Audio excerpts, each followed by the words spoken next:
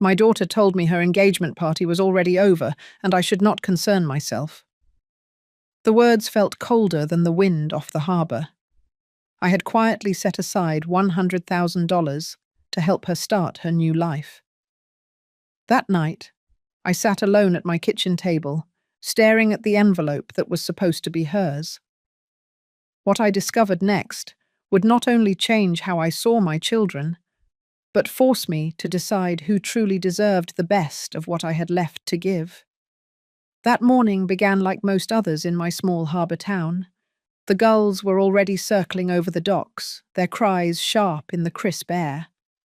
I sat at my kitchen table with a cup of tea, the steam curling in the shaft of sunlight that came through the window. On the counter sat the envelope, plain and unmarked, but heavy with the weight of what it held. $100,000.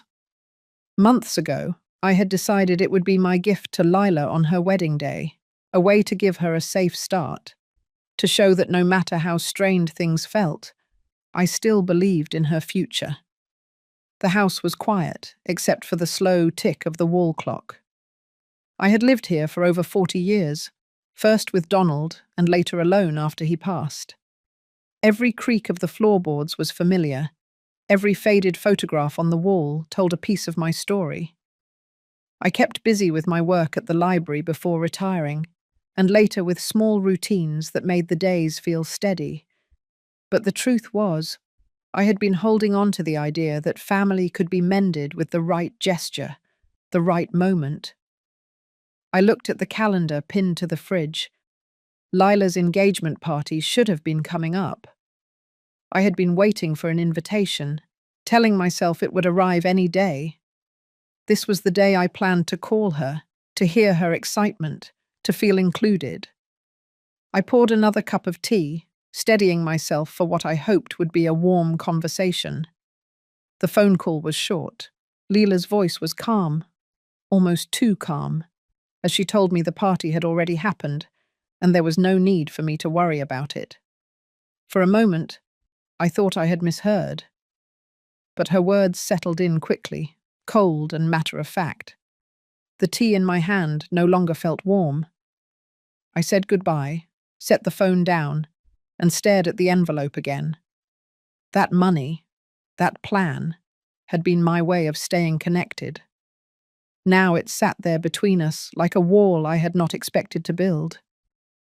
I pushed back from the table and walked to the front window. Outside, the harbour was alive with small fishing boats heading out. Neighbours walked their dogs along the shore path, waving to each other, sharing small talk. I had once imagined being part of that same easy rhythm with my own children.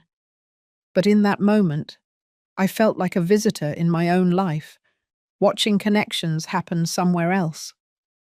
I spent the rest of the morning in small, deliberate movements, washing the breakfast dishes, folding the dish towels, straightening the books on the shelf in the living room. My hands worked automatically while my mind circled the same thought. Something had shifted a long time ago, and I had not seen it clearly until now. Lila's choice to leave me out of that day was not sudden. It was the result of many smaller choices, the kind that chip away at closeness until the distance feels normal. By late afternoon, the light over the harbour had turned softer. I sat back at the table, the envelope still in its place. I rested my hand on it, not to open it, but to feel its weight. The idea of giving it away no longer felt simple. It was no longer just about generosity. It was about trust, and whether that trust was still alive between us. As the day faded, I found myself wondering about the path ahead. That envelope could change a life, but it could also enable patterns that had left me on the outside looking in. I knew I would have to decide soon, and that the choice would not be as quiet as I had once imagined. Sometimes, the hardest part is realizing that love alone is not enough to keep you at the center of someone's life. And once you see that, you cannot unsee it. I did not sleep well that night.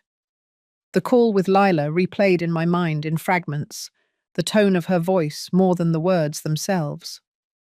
Calm, polite, but with a layer of distance I could not ignore. By morning, I had decided to go about my day as planned, hoping that movement might quiet my thoughts. The harbour was grey with an early fog, and I pulled my sweater tight as I walked to the market for fresh bread and vegetables. Along the way, I ran into a few familiar faces, neighbours, who waved and made small talk about the weather and the fishing season. I smiled and responded, though my attention kept drifting back to the phone call. Back home, I unpacked the groceries and placed them neatly in the kitchen. The house was still and cool, the kind of quiet that had been comfortable once, but lately seemed heavier. I tried to focus on small tasks, folding laundry in the living room while the radio murmured in the background. It was mid-morning when I decided to drive to the community centre. They were hosting a small open house for local programs, and I thought it might be a good distraction. The main hall smelled faintly of coffee and baked goods, tables lined with brochures and handmade crafts.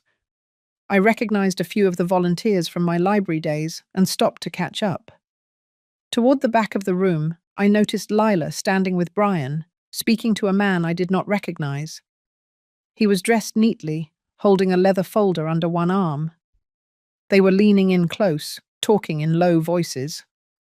I slowed my steps, instinct telling me to keep a distance. Lila's posture was animated, her hand gesturing towards something in the folder, while Brian nodded with that half-smile he used when he thought he had the upper hand in a conversation. I turned toward the refreshment table, not wanting to intrude, but I caught my own reflection in the window. It struck me how natural they looked together in that moment, how seamlessly they moved in a shared conversation without me. A few minutes later, they began moving toward the exit. I stayed where I was, hidden by the angle of the tables. The man shook their hands before stepping outside, leaving Lila and Brian to speak quietly for another moment before heading out as well. I noticed Lila's expression soften into something almost satisfied, the corners of her mouth lifting slightly before she glanced toward the parking lot. I left soon after, the image of the three of them fixed in my mind. There had been no greeting, no acknowledgement, just the simple fact that I had been there, unseen. On the drive home, the air in the car felt close, the windows fogging slightly as the heater ran. I replayed the way Lila had spoken to me the day before, the way she had spoken to that man today. When I arrived home, I made tea and sat at the kitchen table, the envelope still where I had left it. The weight of it felt different now, as if the paper inside had absorbed the unease that had been building. I thought about the years since Donald passed, how I had tried to keep the family connected, how often I had overlooked small signs of distance because I wanted to believe the bond was still there. That afternoon, I went about my chores with a new restlessness. I polished the brass knobs on the cabinets, wiped down the counters twice, straightened the chairs around the dining table. Each task left my hands busier, but my mind sharper. The quiet between us was no longer just absence. It felt like space being deliberately held, a gap maintained for reasons I could not yet name. By evening, the fog had lifted over the harbour, the water catching the gold of the setting sun. I stood at the window for a long time, watching the tide shift. There was no message from Lila, no sign from Brian, only the familiar sound of the clock ticking and the low hum of the refrigerator. I understood then that the engagement party was only part of the story. Something else was moving beneath the surface, something I had not been invited to see. And though I did not yet know what it was, I could feel it pressing against the edges of my quiet life, waiting to come in. 2 days later, the weather had turned sharp and clear, the kind that made the air smell of salt and pine. I was in the driveway, sweeping away the layer of dry leaves that had gathered overnight, when I heard a car door close at the curb. Brian's voice carried over before I even looked up. He was leaning against his truck, phone pressed to his ear, his tone clipped but eager. I stayed where I was, the broom still in my hands. The sound of his voice had a pull to it, a mixture of business and something I could not quite name. I caught the name Cole, followed by phrases that made my grip on the broom tighten. He mentioned square footage, harbour views, and something about a quick turnaround. Then he said it plainly enough for the words to settle like a weight in my chest. The house on the water. It was the way he said it, as if the decision had already been made. My house. The place where I had lived most of my life, where every corner held pieces of a story Donald and I had built together. I stepped quietly toward the side of the driveway, close enough to catch more without being seen. Brian's voice lowered as he mentioned Lila, saying she was on board and that timing would be everything. He laughed once, short and dry, then said he would call back after he met with her later that afternoon. When the truck pulled away, I stood in the driveway a moment longer, the broom resting against my leg. The sound of the gulls overhead felt sharper, the air colder. My first instinct was to believe I had misunderstood, but the precision in his tone, the ease with which he spoke about it, told me otherwise. I went inside and sat at the kitchen table, hands flat against the wood. The envelope was still there, exactly where it had been for weeks, but I no longer saw it the same way. That money had been meant for Lila's future, for something that would lift her into stability and happiness. Now I could not ignore the thought that perhaps she and Brian had already decided how my future would be shaped, without asking. The rest of the morning moved slowly. I tried to focus on the small rituals that usually grounded me. I set bread to rise, watered the plants in the sunroom, organized the stack of mail on the counter. But every so often, Brian's words would slip back into my mind, the sound of his voice when he said harbour views. By noon, I found myself driving toward the library, the one I had worked in for decades before retiring. The familiar scent of old books and polished wood was a comfort, and I greeted the staff still there. But even among the quiet aisles, my thoughts were elsewhere. I kept replaying that moment in the driveway, looking for a way it might mean something different than it seemed. I could not find one. Later, I walked the long route home along the harbour path. Fishing boats rocked gently at their moorings, and the tide was starting to move out.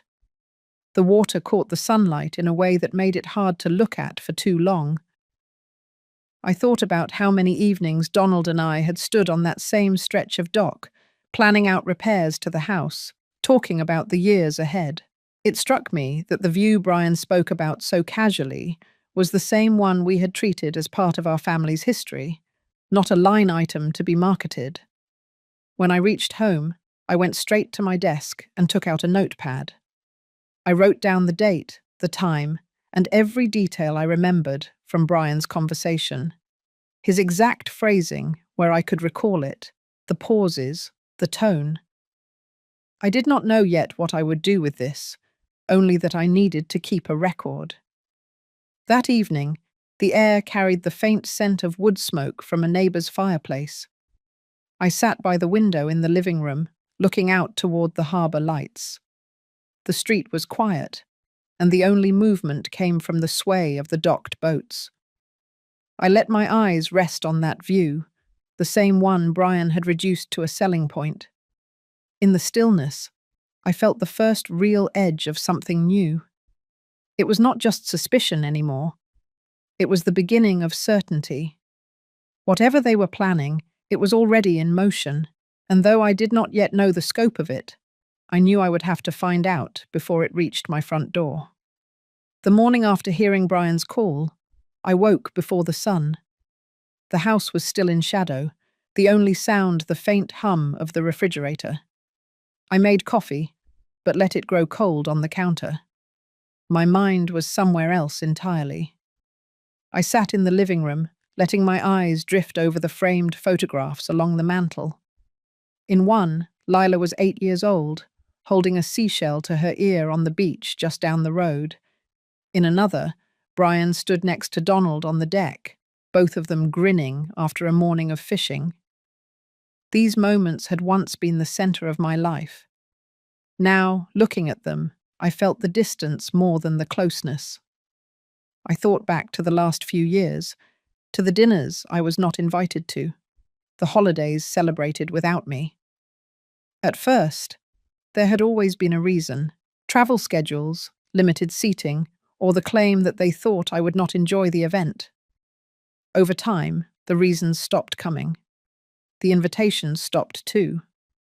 I remembered Lila's college graduation, how proud I had felt sitting in the bleachers, waiting for her to walk across the stage. She had smiled for the cameras, but slipped away quickly afterward to join her friends. Brian had promised we would all meet later for dinner, but he called that evening to say plans had changed. I had told myself it was fine. I had told myself it was nothing. The truth was harder to face. Each absence had been a small cut, and over the years, the cuts had added up. Somewhere along the way, I had gone from being part of their lives to someone they informed after the fact. I stood and walked to the window, looking out toward the harbour. The water was calm, the boats shifting slightly in their moorings. I thought about how much of my life had been tied to this place. Donald and I had worked hard to keep this house, even when money was tight. We had believed it would always be the anchor for our family, but now I could see how fragile that belief was. If Brian and Lila were willing to discuss selling it without me, then they saw it as an asset, not a home. And if they could talk about it so easily, then this was not a new idea. It was something that had been considered, maybe even planned, for some time.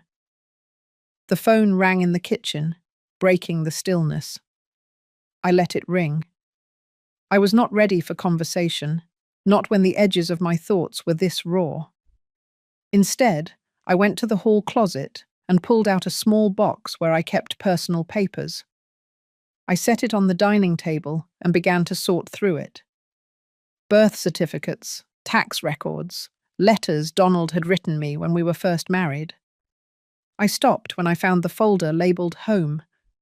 Inside were the original purchase papers, the mortgage documents, and the insurance policies.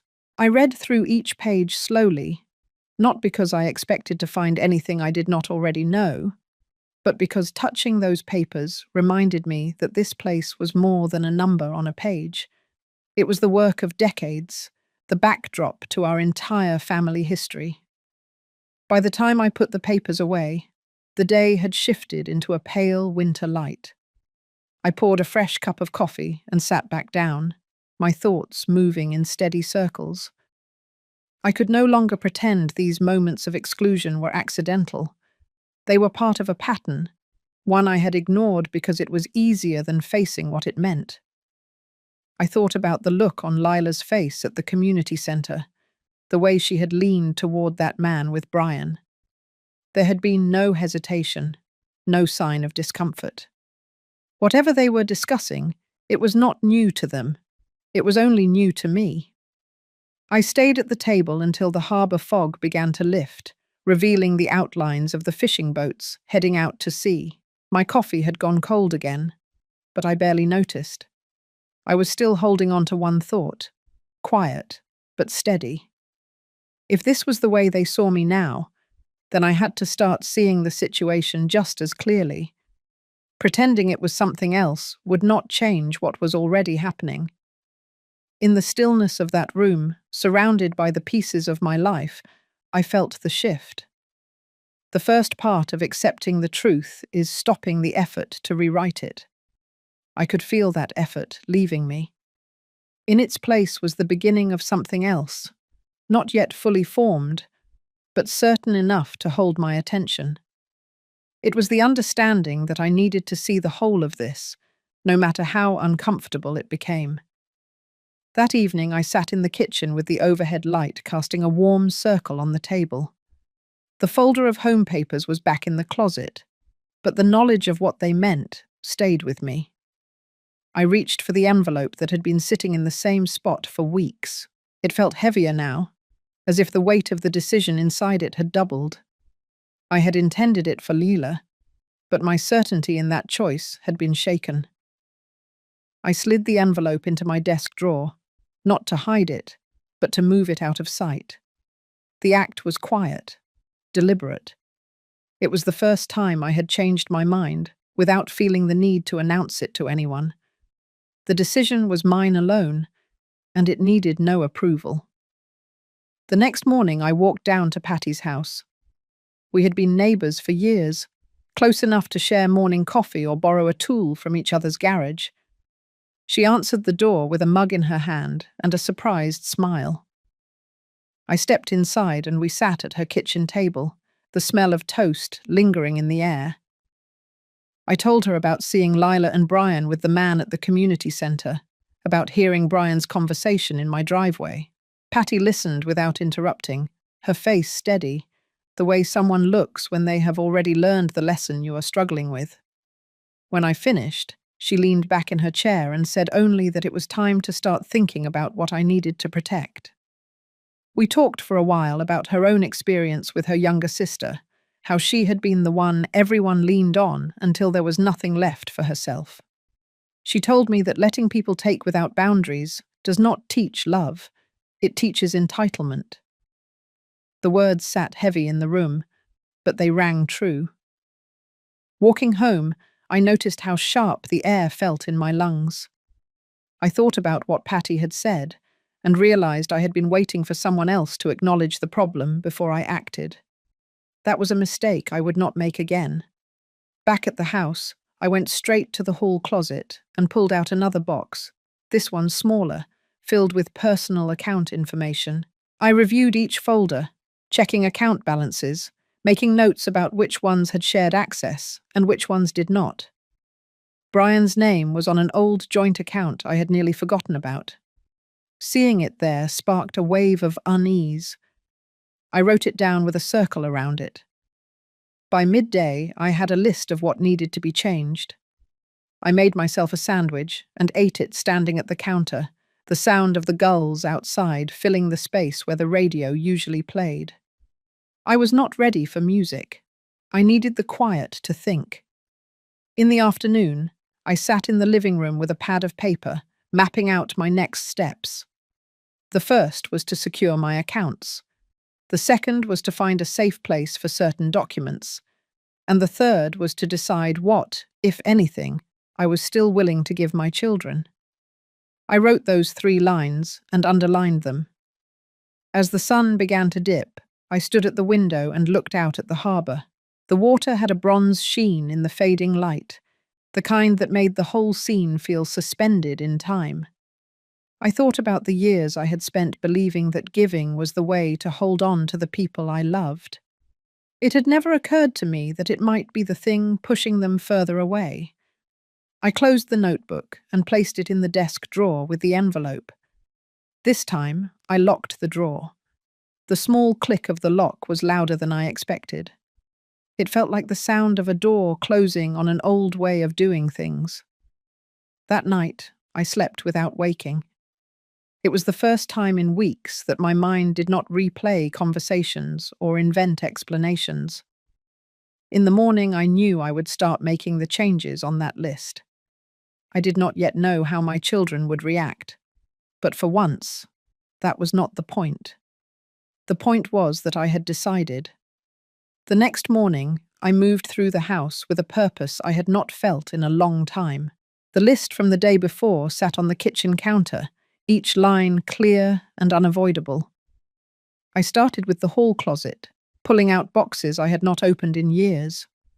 Dust rose in small clouds as I lifted the lids, revealing stacks of papers, old photographs, and things that once felt too important to throw away.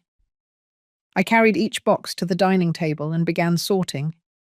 There were cards from birthdays long past, receipts from home repairs Donald and I had done together, and folders filled with documents that had not seen daylight in decades. I kept what mattered and set aside what could be shredded. The more I cleared, the lighter the air in the room seemed to feel. In the living room, I walked slowly around, studying the space. A few framed photos came down from the shelves, ones that no longer brought comfort. I wrapped them carefully and placed them in a box. The room looked less cluttered without them, and I noticed how the afternoon light reached further across the floor. I paused at the chow lan in the corner, its leaves glossy but leaning away from the window.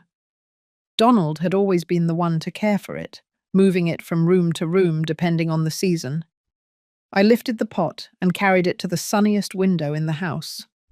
It sat there as if it had been waiting for that spot, the light catching on each leaf. The simple act of moving it felt like a quiet declaration. This space was mine, and I could decide what stayed, what was moved, and what was removed entirely. I began to see the house not just as the backdrop to my life, but as a place I could shape to reflect who I was now. In the afternoon, I took a walk through town.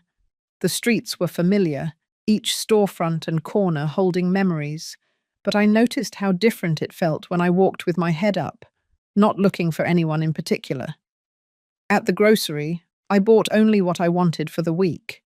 No extra items for unexpected visits, no stocking the pantry for anyone else's preferences. Back home, I set the groceries away and made tea. I took it to the porch and sat in the cool air, listening to the sound of the harbour. The tide was coming in, slow and steady, and the water moved with a calm certainty that made me think about my own pace. I did not need to rush decisions. I only needed to keep moving forward. Later, I went upstairs to the small room I had once used as a reading space. Over the years, it had turned into a storage area, piled with boxes and unused furniture. I pulled open the curtains, letting in the last light of the day, and started clearing the floor. I imagined a chair in the corner, a lamp beside it, and shelves lined with the books I loved most. The picture in my mind was so clear that I found myself measuring the space before I even realized I was doing it. By evening, I had filled 3 large bags for donation and another for the trash. The rooms felt different, not just because they were less crowded, but because I could see them again. Each choice about what to keep and what to let go of was a reminder that I could do the same with the people and situations in my life. As I sat at the kitchen table that night, I looked at the envelope in the locked drawer. For the first time, it no longer felt tied to guilt or obligation. It was simply a resource, and I could choose how to use it in a way that aligned with the life I wanted now. The house was quiet, except for the faint sound of the waves carrying up from the harbour. I could feel the difference in the air. It was not just the absence of clutter. It was the absence of that old heaviness I had carried without realizing it. Before bed, I walked through the rooms once more. The spaces felt more open, more mine. In the corner of the living room, the chowlan caught the moonlight, its leaves shining softly. It seemed to stand taller already, and I understood the feeling. A few days later, I was in the kitchen wiping down the counters when my phone buzzed with a new message. It was from a neighbour who lived 2 streets over. She had sent a short note saying she thought she saw photos of my house online, staged for a property listing. My chest tightened as I read her words again. I clicked on the link she included, and there it was. The living room stripped of my bookshelves, the dining room table set as if for a magazine spread. The colours were cool and neutral, nothing like the warm tones I had lived with for decades. Even the photographs on the walls had been replaced with generic artwork. The house looked familiar and foreign at the same time, as though someone had taken the bones of it and dressed it in another life. I studied each picture slowly, noticing details that told me this was recent. The chowlan I had moved to the window was still there, its leaves catching the light in one shot, though the rest of the room bore no trace of me. My first reaction was disbelief, but it shifted quickly into something sharper. Someone had been inside my home, moving things, altering it, and then showing it to the world. The image that stayed with me most was the front porch. The rug had been replaced, the potted plants gone. It was the view I saw every morning when I stepped outside, but now it looked like it belonged to a stranger. I closed the link and sat still for a long time, my hands resting on the table. It did not take much to piece together how this had happened. The man I had seen with Lila and Brian at the community centre, the phone call I had overheard in the driveway, the way they had been so absorbed in their conversation that day. This was the next step in whatever plan they were making. I went to the hallway closet and pulled out the notepad where I had been keeping track of important details. I added the date, the link, and a description of the photos. I wrote down every change I could see in them, every small sign that someone had been inside my home without my knowledge. The act of recording it calmed me, giving shape to what I already knew in my gut. The rest of the day, I moved through the house differently. I looked at each room as if through someone else's eyes, noting what they might want to change, what they might call outdated. I saw the marks of my life everywhere, and I realized how easily they could be erased. By evening, I had made a decision. I would no longer wait for this to unfold around me. I would find out exactly what they were planning and make my own moves before theirs could take effect. I took a walk along the harbour to clear my head. The air was cool and smelled faintly of the tide. The water shifted under the fading light, boats rocking gently in their slips. It was a view I had always loved, but tonight it felt different. I could not shake the thought that someone else saw it not as a home, but as a selling point. When I returned home, I walked through each room again, this time more slowly. I noticed the faint indent in the rug where a piece of furniture had been moved. A chair in the corner sat at an angle I never left it in. These were small things, but they were proof. Someone had been here when I was not. I sat at my desk and opened the drawer where the envelope and my notebook were kept. I looked at both for a long time before closing the drawer again. The lock clicked into place, and I felt a quiet resolve settle over me. This was my home, my life, and I was done watching from the sidelines while someone else decided its future. That night, as I lay in bed, the images from the listing floated through my mind. The empty walls, the staged table, the altered porch. They were trying to take the soul out of the house to make it easier to let go. But I knew better. I had lived within these walls too long to let them be turned into nothing more than a backdrop for someone else's plans. I fell asleep knowing that the next step would be mine to take, and it would be deliberate. I would see to it that whatever came next, I would not be the one left out of the decision. The next morning, I woke with a clarity I had not felt in weeks. The decision had been forming quietly in the background, and now it stood fully in front of me. I was not going to wait for their next move. I would set my own in motion. I began by calling Patty. I kept my voice steady as I told her I was planning a small event at the old library where I had worked for so many years. It would be a community gathering, nothing elaborate, but meaningful. I wanted to invite local families, a few longtime friends, and yes, even Lila and Brian. She understood immediately without me explaining the full reason. That afternoon, I walked down to the library to speak with the current director. The space still smelled faintly of paper and polished wood, the same as it had when I was there every day. I explained that I wanted to organize a reading day for children, paired with the announcement of a small project I was starting.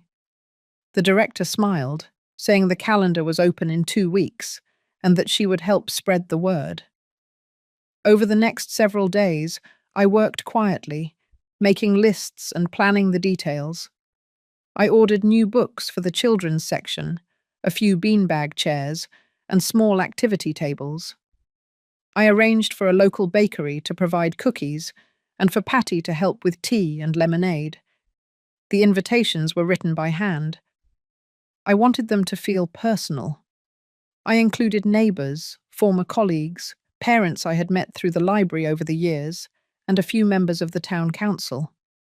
Lila and Brian each received one, sent in the same unassuming envelope as everyone else. I imagined their curiosity when they opened it. As the day approached, I made a trip into town to pick up supplies. The hardware store owner recognized me and asked about the event after seeing the list in my hand. I kept my answer light, saying only that it was a small library program. Inwardly, I felt the steady hum of anticipation. 2 days before the gathering, I walked through my house in the evening light. The staged images from the listing still lingered in my mind, but the rooms were mine again, the furniture back in place, the photographs returned to the walls. The chow lan in the window looked healthier than it had in months. I watered it slowly, letting the excess run into the saucer. The night before, I packed a box with the items I would bring to the library. Among them was a folder containing the documents I had prepared for the announcement.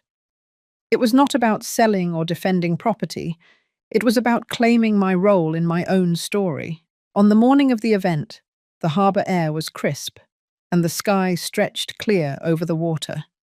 I dressed simply, choosing a navy sweater and slacks, then loaded the box into the car. Patty was already at the library when I arrived, arranging the tables and setting out the refreshments. The new books were stacked neatly on a side table, their bright covers catching the light. As guests began to arrive, the room filled with the sound of conversation and the rustle of turning pages as children explored the reading corner. I moved from group to group, greeting each person, making sure they felt welcome. When I saw Lila and Brian come through the door, I acknowledged them with the same calm smile I gave everyone else. The children's reading session began, their voices stumbling at first and then growing more confident as they shared short passages from the books. The adults listened, some leaning against the bookshelves, others standing near the tables. When the last reader finished, I stepped forward. My voice carried easily in the quiet room as I thanked everyone for coming and spoke briefly about the importance of the library to our community. Then I shared that I had established a small community fund to support children's literacy and technology access, with the library as its first partner. I did not look directly at Lila or Brian, as I explained that part of this initiative included resources from my own home and life, redirected towards something that would outlast all of us. There was no need to elaborate further. The meaning was clear enough. Applause filled the room, warm and genuine. The children returned to their books, the adults to their conversations. I stepped back, letting the hum of the gathering surround me. It was my event, my choice, and for the first time in a long while, I felt entirely in control of the moment. By the time the last guests left and we had begun to tidy up, the light outside had softened into late afternoon. Patty caught my eye and nodded, a quiet acknowledgement that the day had gone exactly as it needed to. I carried the now empty box back to my car, the harbour breeze cool on my face, certain that whatever came next, I had already taken the first and most important step. The library was quiet, except for the soft shuffle of chairs as people settled after the children's reading session. Sunlight filtered through the tall windows, laying warm rectangles across the worn, hardwood floor.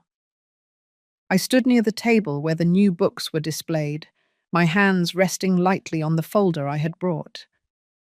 I began speaking slowly, letting my voice carry without strain.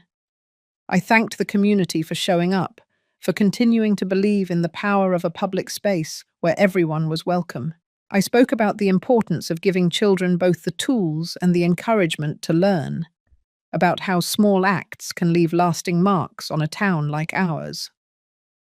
Then I opened the folder and laid out the announcement. I told them that I had established a community fund for literacy and technology, one that would begin its work here at the library. I explained that this fund was not a donation made in passing, but a dedicated resource, built from things I had set aside for years and from choices I had made recently about my own life. The words were simple, but they carried more weight than I expected. I saw faces light up, a few people nodding slowly as if they understood more than what I was saying outright. I glanced briefly across the room. Lila stood near the back, her arms folded, her expression carefully neutral. Brian was beside her, his eyes fixed on the floor. I went on, outlining the first steps the fund would take: purchasing new learning materials, upgrading the library's computers, and creating a small grant program for after-school reading initiatives. I kept my tone steady, not once raising it, letting the calm certainty in my voice be the anchor for the moment. When I finished, the room was still for a beat before the applause began. It was not loud or rushed. It rolled through the space like a slow tide, warm and deliberate. The children returned to the reading corner, flipping through books with the excitement only new pages can bring. Conversations resumed in low tones, and I stepped back, letting the event breathe without pushing myself to the center again. People came forward to thank me, some shaking my hand, others simply offering a few quiet words. Patty stayed nearby, helping to guide guests toward the refreshments and making sure the atmosphere stayed light. I noticed a few members of the town council speaking to the library director with animated gestures, already discussing what might come next. Lila and Brian did not approach immediately. They lingered near the door, speaking quietly to each other. I did not strain to hear their words. There was no need. This was not a conversation I had planned to have today. The point of this gathering was not confrontation, but clarity, and I had already achieved it. As the crowd began to thin, I stepped outside for a moment. The air was crisp, the sky washed clean by the light wind that had been moving in from the harbour all day. I could hear the faint clink of the flagpole rope against its metal base and the distant call of gulls. Inside, I could still see the children bent over their books, the librarians shelving new arrivals, the quiet order of a place fulfilling its purpose. When I walked back in, Lila was standing alone by the side table. She looked up as I passed, but said nothing. Her expression held a mix of calculation and something else I could not yet read. Brian had already stepped outside, his shoulders tight as he moved toward the parking lot. I gathered my things slowly, giving the last of the guests time to finish their conversations. The library director thanked me again, her voice warm with genuine appreciation. She promised to update me on the first purchases made from the fund and invited me to stop by whenever I liked. By the time Patty and I carried the last boxes to my car, the sun was low enough to cast long shadows across the street. I closed the trunk gently, feeling the weight of the day settle into something solid. I had made my choice in full view of the people who mattered, and I had done it without raising my voice or asking for permission. Driving home along the road that followed the harbour, I caught sight of the water turning to gold in the fading light. The tide was high, the boats pulling gently against their lines. It was the same view I had seen 1,000 times, yet it felt different now. I had placed something permanent between myself and the quiet erosion that had been happening for years. When I pulled into my driveway, the house stood just as it had that morning. The porch light clicked on as I approached, and the air smelled faintly of the cedar shingles warming from the day's sun. Inside, the rooms were just as I had left them. The chow lan in the window caught the last streaks of sunlight, its leaves still reaching toward the glass. I set my keys on the table and stood there for a moment, letting the quiet wrap around me. The day had ended the way I wanted it to, with the understanding that the story was now moving on my terms. Whatever came next, the ground beneath me felt steady. 2 days after the library event, the town seemed to hum with a quieter, more attentive energy.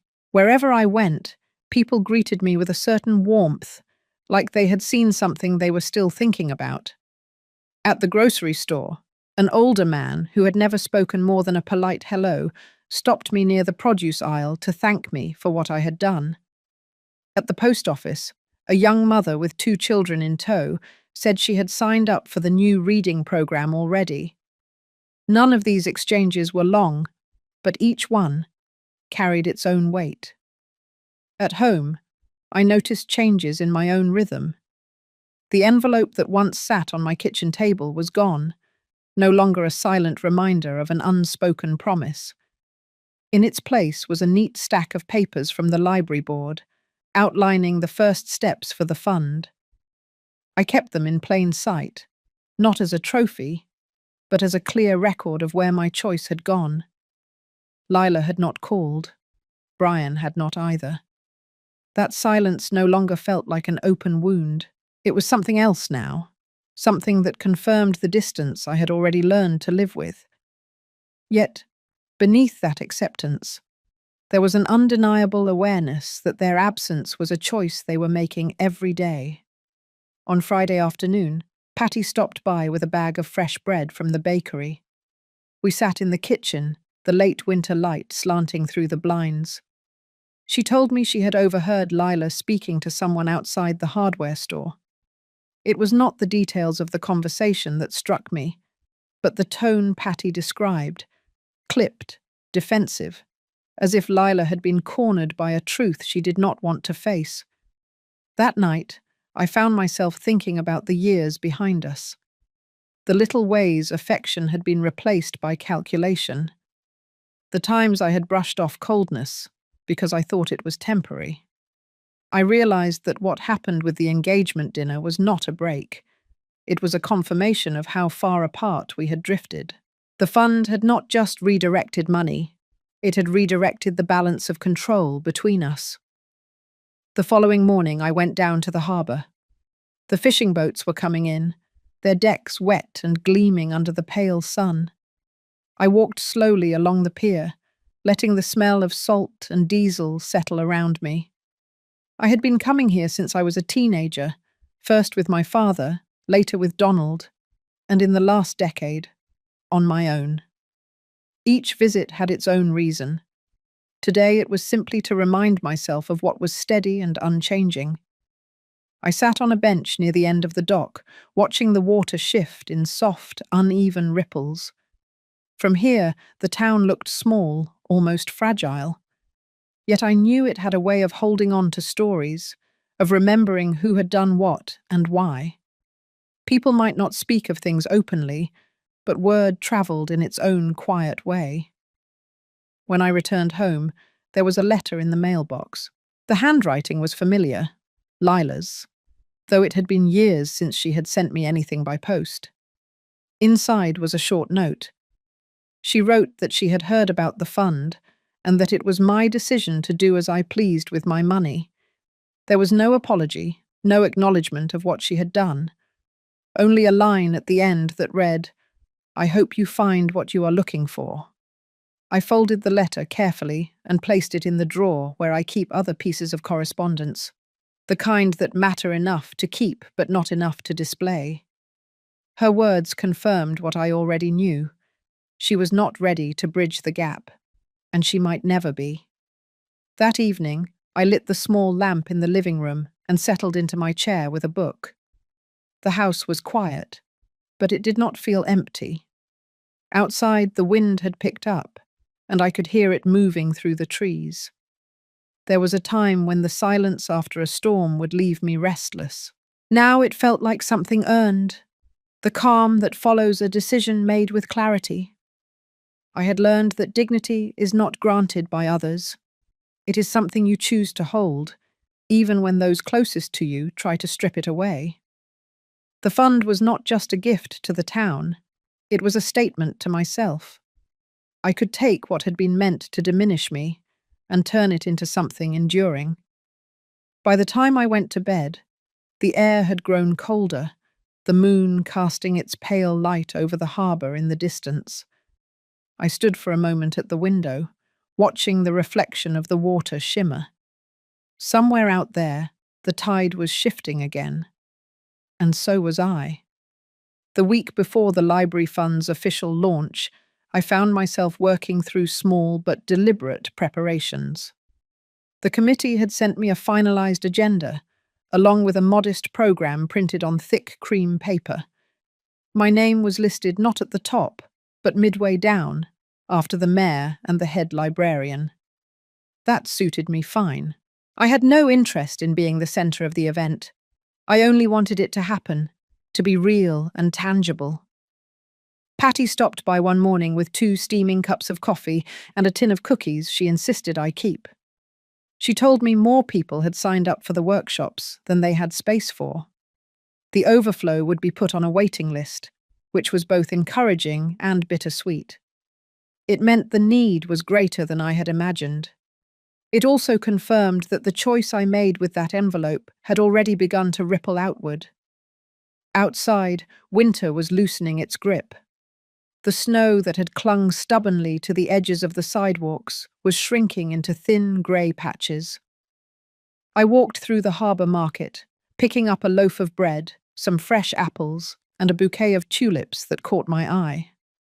The colours were bold and unapologetic, a reminder that life pushes forward whether we are ready or not. That evening, as I arranged the tulips in a vase, the phone rang. I recognised the number immediately. It was Brian. His voice was strained but controlled, as if he had rehearsed what he wanted to say. He had heard about the fund and wanted to make it clear that while he did not agree with my decision, he would not try to interfere. His words carried the weight of a truce neither of us had asked for. We spoke for less than 5 minutes. When the call ended, I stood for a long time in the quiet, feeling the space his voice left behind. The next few days passed in a measured rhythm. I attended the final planning meeting at the library, where the head librarian showed me the display they had set up in the main hall. There was a large photograph of the harbour taken from the pier, framed by 2 shelves of new books purchased with the first portion of the fund. Seeing it there, visible, unhidden, part of the life of the town, stirred something in me that was hard to name. On the morning of the launch, I dressed in a simple navy coat and a wool scarf, the same one I had worn on cold market days with Donald. The walk to the library felt shorter than usual, though I took my time, noticing the way sunlight filtered through the bare branches along Main Street. A few people waved as I passed. Inside, the air was warm and filled with the soft hum of conversation. I took my place toward the side, watching as the mayor spoke about the importance of community resources and the role of the library in connecting people to opportunities. The head librarian spoke next, sharing stories of patrons whose lives had been changed by access to books, classes, and a place to belong. When it was my turn, I stepped to the small podium. I spoke briefly, explaining why I believed in the library's work and how the fund was not just about books or programs, but about giving people room to grow. I did not mention the engagement party, or the envelope, or the silence from my children. This moment was not about them. It was about turning something private into something shared, and in doing so, making it stronger. After the event, people came up to shake my hand, some offering quiet thanks, others sharing their own stories of how the library had touched their lives. Each one felt like a piece of the story now belonged to more than just me. That night, I sat in my living room with the tulips now fully open on the table beside me. The petals were wide and vivid, their edges beginning to curl slightly, as if they were settling into themselves. I realized that, like the flowers, I had moved through stages, from a closed and guarded place to one that could stand in the open, even if only for a time. The silence from Lila and Brian still lingered, but it no longer dictated the tone of my days. I had chosen to fill that space with something else, something that would last beyond whatever distance remained between us. And in that choice, I had found a kind of steadiness I had not felt in years. Spring arrived quietly, without the fanfare I used to expect from the seasons. The harbour was still and silver in the mornings, the gulls gliding low over the water. I found myself walking there most days, not for any reason other than to breathe in the open air and remind myself that life was bigger than the walls of my home. The library fund had settled into its own steady rhythm. I received updates from Patty about new programs starting and small thank you notes from people who had taken classes. I kept them in a simple wooden box on my desk. It was not wealth in the way my children understood it, but it was a kind of return I could feel in my bones. One afternoon, I saw Lila across the market. She noticed me too. For a moment, our eyes met. There was no anger in hers, but there was no welcome either. She gave a small nod and turned back to the stall of fresh herbs. I walked past without stopping. It did not hurt the way it once would have. Some things remain unsaid, not because they do not matter, but because saying them will not change what they are. At home, I boiled water for tea and opened the kitchen window. The sound of children playing drifted in from down the street. Their laughter was sharp and bright, carrying over the low hum of traffic. I thought about how my life had been shaped by my choices, the deliberate ones and the ones I had been pushed into. I had learned that keeping dignity intact sometimes meant stepping back, letting go of what could not be repaired. It did not mean giving up. It meant deciding where my presence, my care, and my resources could do the most good. And I had done that. That evening, I sat at the table with a pen and a fresh piece of paper. I wrote out instructions for the fund, making sure it would remain strong long after I was gone. I placed the paper in the box with the thank you notes, closing the lid with a quiet sense of completion. The sun was dipping low, casting a warm light over the harbour outside my window. I realised then that I was no longer waiting for an apology that might never come. I was no longer holding my breath for something to return to how it once was. I had found a new shape for my life, one that fit me now. And as the sky shifted into a soft blue-grey, I felt something I had not felt in a long time. Not triumph, not victory, but peace, the kind that settles quietly and stays. This story is not only about loss or family conflict. It is about finding the strength to define your life on your own terms, even when the people you love cannot or will not meet you there. Have you ever had to choose peace over keeping a relationship at any cost, knowing it was the only way to protect your dignity and your heart? If this story reminded you of your own journey, or gave you strength to take a step forward, share it with someone who needs to hear it. Sometimes, hope begins in the quietest of places.